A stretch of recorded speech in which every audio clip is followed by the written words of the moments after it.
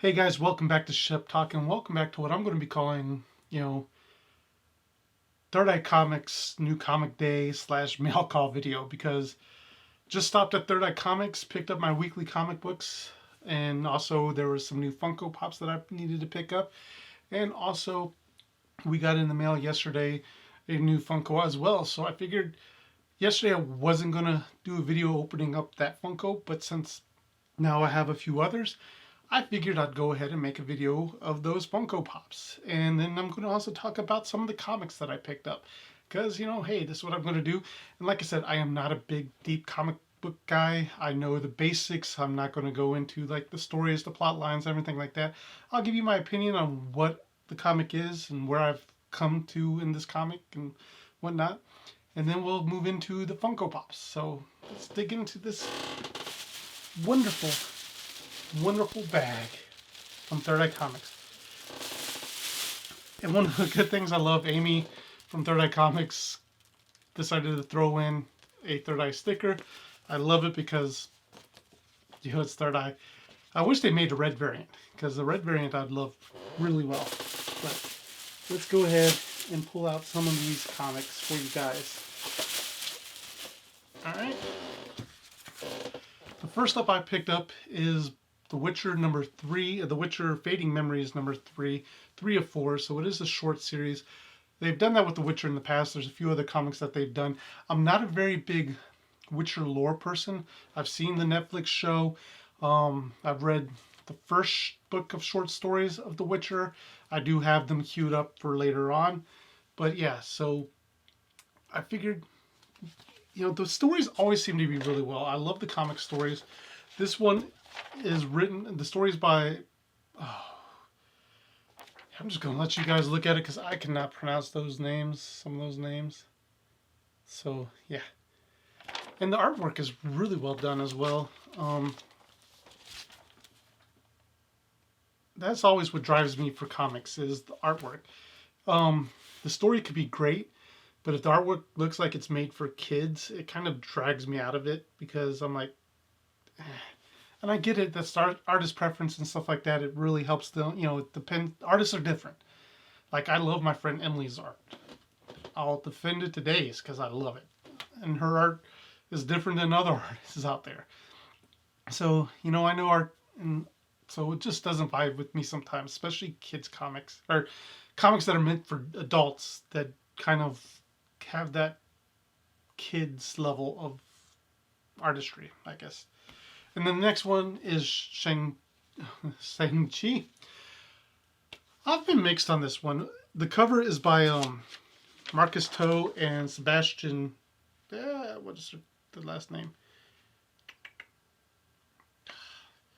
Sebastian Chang. And it's been, the writer is Jean Noon Wang, and the artist is Dyke Ruin. Like, the art is great in this comic. I really enjoy the art in here. The story is just, I don't know, it's just a little out there for me. I don't know how much longer I will stick with Shang-Chi. I decided to start it just so that way I could have a little bit of history of it when the movie comes out, but overall, I'm not a big fan of it. The third one I got is Strange Academy. The cover's by Humberto Ramos and Edgar Delgado. And I've been really in love with The Strange Academy. It's writer Scotty Young, so if you haven't heard of Scotty Young, go look at some of his stuff. He is phenomenal. The artist is also Humberto Ramos, and Edgar Delgado does the color as well, with letters by V.C. Clayton Cowell.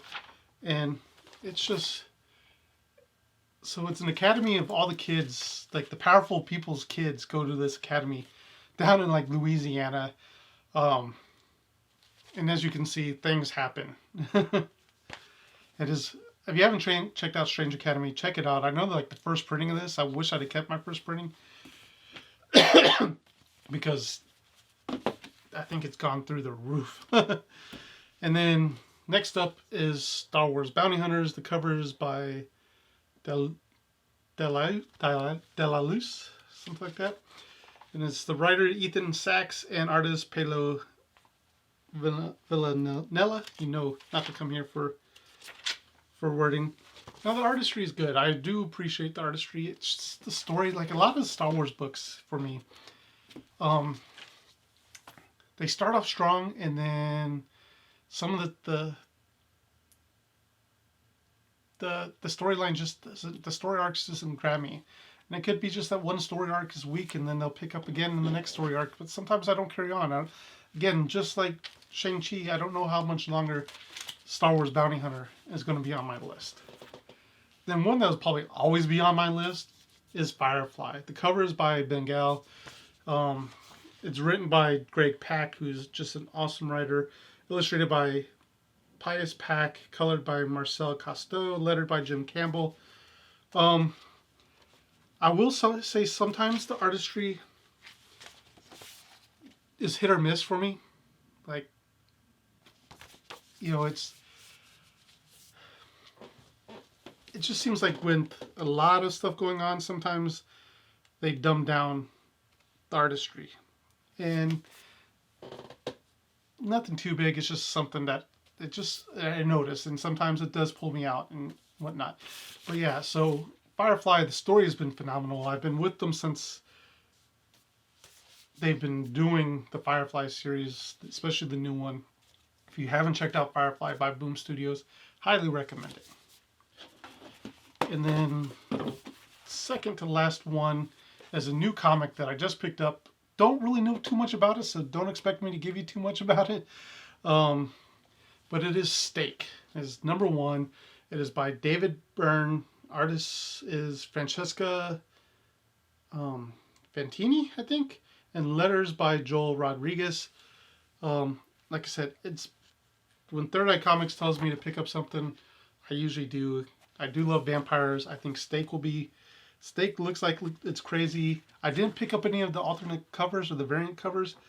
Well, because one, you'll see in a minute, because I picked up some other stuff. But if I like this, I might go back and pick it up. Because the two alternate covers that I saw were both pretty cheap. And they look really phenomenal. Now, to get on to my piece de resistance. And it's the last comic, but there's 3 variants I picked up because I always seem to pick up. Is Dune House Atreides by Boom Studios.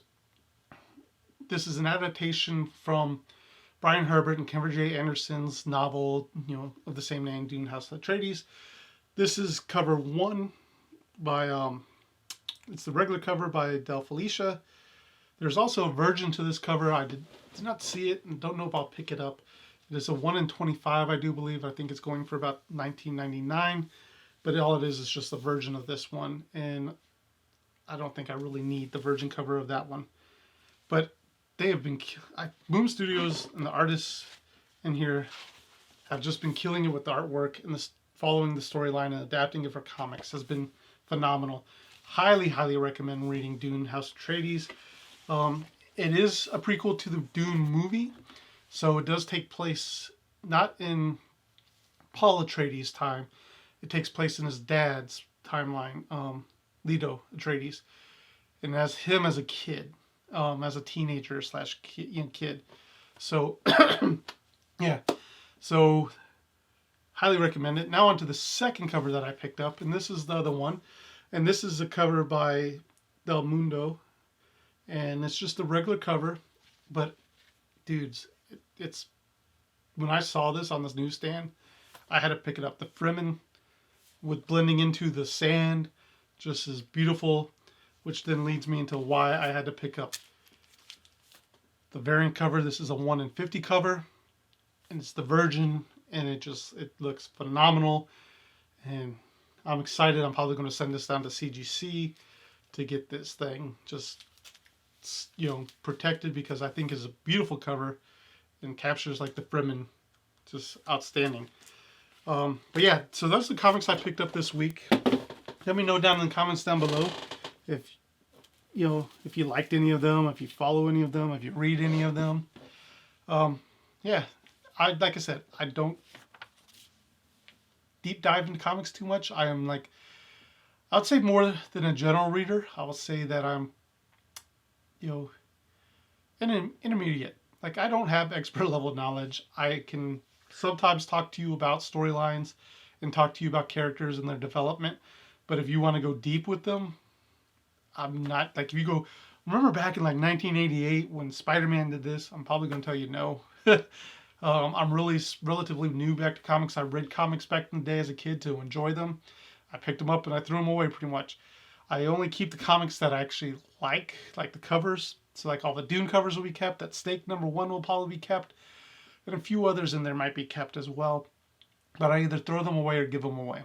But let's move on to the new Funko Pops. And there's some more out there that are new, but they weren't put out there yet for Third Eye. So I don't know if I'll go back tomorrow or go back on Friday and check to see if they have them. Stay tuned to my social media. Links in the description down below for that. But the first of the new ones is Present Mike. And he's been getting some love in the manga lately. The last issue and the issue in Vigilantes, I think, has fleshed out his backstory a little bit more. But yeah, as you know, one of the things I've said is that My Hero Academia, I will always try to complete it. But yeah, Present Mike, you know, they did a good job. I kind of wish we would have seen like his system that he usually has down below. But so if you want to see the sides for him, here's the back side. So I tried to look for the best box. It looks like I missed the crease on the side, but oh well. And then the next one picked up was Best Genius. He's an interesting character, I think, and I love that they have him like his hands have stuff on him when he's doing like his little pose. It has like the gene part in there. You can see it. Yeah, you can see that right there. So I think he's an interesting character, to say the least. And he's been out of action for a little bit due to the big battle that they had a few arcs ago. So it'll be interesting to see if he comes back or makes it back into the storyline. And then the new one that I'm excited for is Mina. She's finally got her pop. And this is the common pop. There is a chase pop, or an exclusive pop. I shouldn't say chase, it's exclusive pop. So this is just her common that you should be able to find anywhere in your area. And then the last one that I picked up from Third Eye is Shigaraki. This is the second pop of his, so I was very interested that they were making two versions of this pop.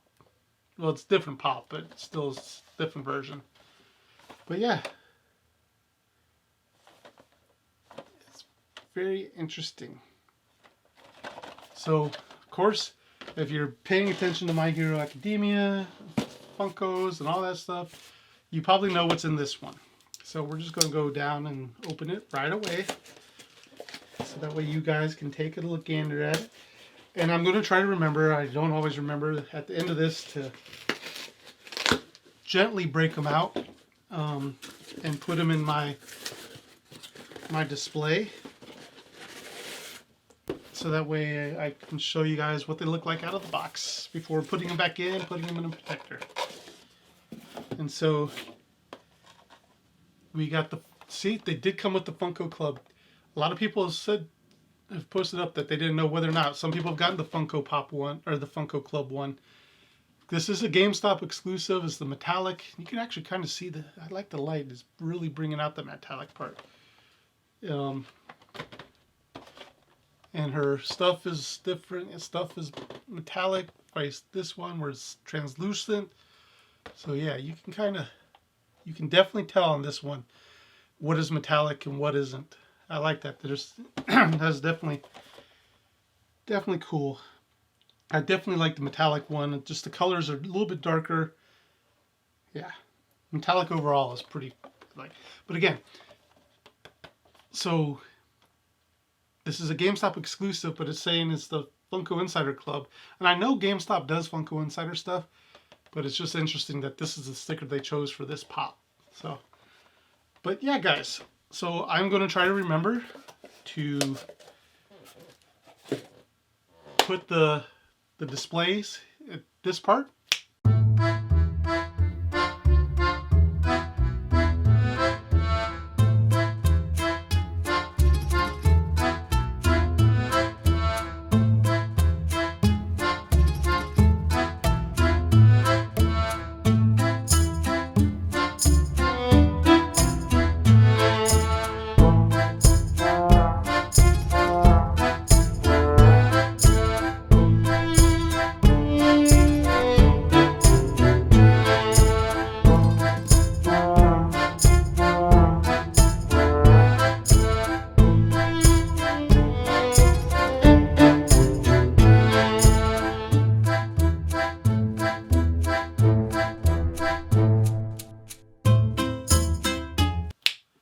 So I hope you love seeing these guys out of box and on the turntable.